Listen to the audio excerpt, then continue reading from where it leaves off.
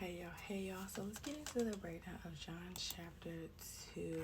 We're just in chapter 2 meaning. So the chapter context, chapter 2 begins to show Jesus' signs or miracles, which will prove that he is the Savior. The miracles will become more spectacular over time, but they start quietly. Contrast is an important part of the Gospel of John. The quiet, joyful miracle at the wedding is starkly different from the loud public spectacles of the cleaning of the temple. Jesus' first miracle symbolizes his mission.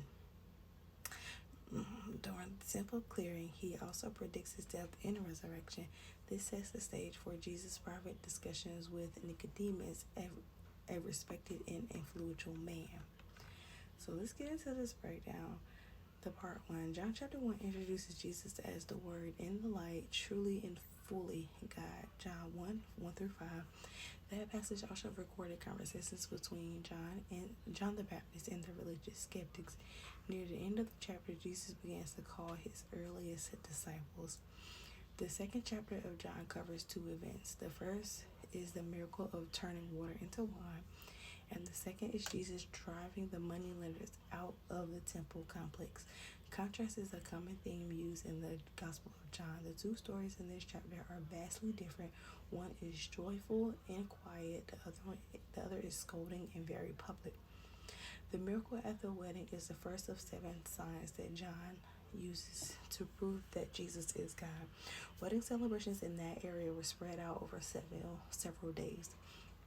Unlike today, when travel and communication are easy, it was difficult to predict when guests would show up. Traveling to the wedding site could take days. So, it was the host's responsibility to provide enough food and drink for all the guests who came. And what would have been a humiliating mistake. The wedding which Jesus attends has run out of wine. Jesus' mother, Mary, approaches him with this problem, but doesn't give Jesus any instructions. John 2:1-3.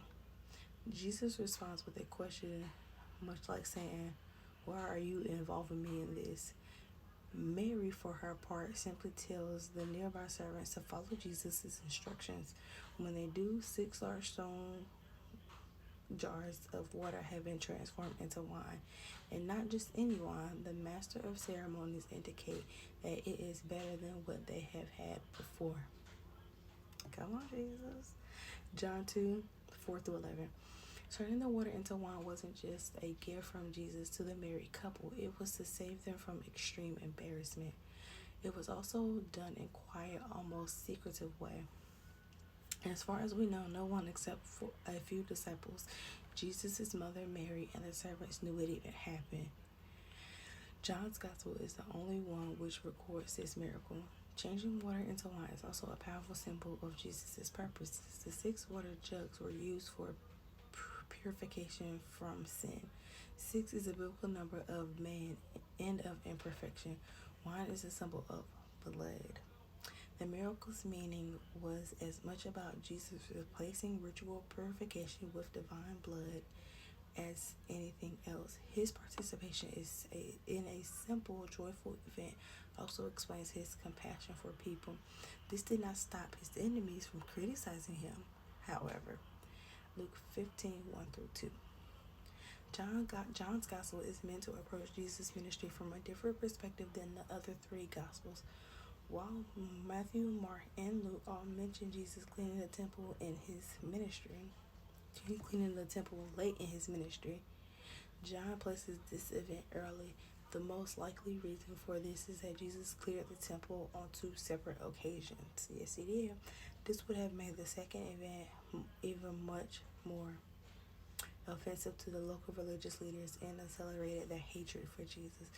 Jesus' anger at the situation was not because money itself. Pilgrims could not easily travel with sacrificial animals, so it made sense to provide sacrifices for them to buy near the temple. What bothered Jesus was the way in which business was being done. Instead of providing a service to pilgrims, the merchants were gouging people to make a profit. The emphasis on making money instead of serving others was unacceptable. Jesus came in there flipping them tables like, I know y'all not. I know you're not.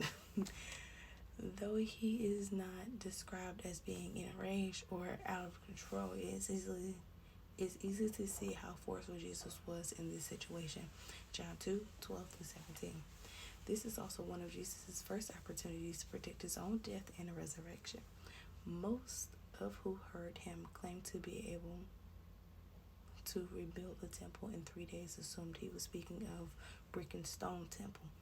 After his resurrection, the disciples would realize that Christ was speaking about his own body, destroyed and restored. Come on now, after 3 days. John 2:18-22. So let's get into this breakdown part 2. John chapter 2 is meaningful because it marks the beginning of Jesus' public ministry through 2 key events. His first miracle of turning water into wine at the wedding at Cana, and his forceful cleansing of the Jerusalem temple.